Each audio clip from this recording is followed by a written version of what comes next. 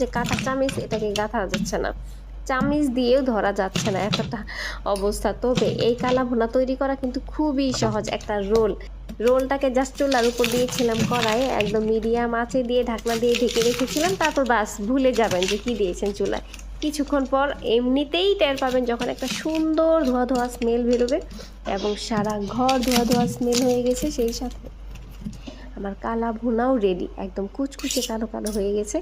আর এটা ক্যামেরার বাইরে, আমরা ক্যামেরার সামনে সবসময় একদম প্রেজেন্ট করে সুন্দর সুন্দর জিনিস দেখাই, তার পিছনেও যে কিছু থাকে সেটাও দেখাচ্ছি। পিছনের যে সুন্দর জিনিসটা এই কালা ভুনা, সেটা এবার আপনাদের সামনে প্রেজেন্ট করলাম। তো আমার এই রেসিপিটা কেমন লাগলো আপনাদের কাছে?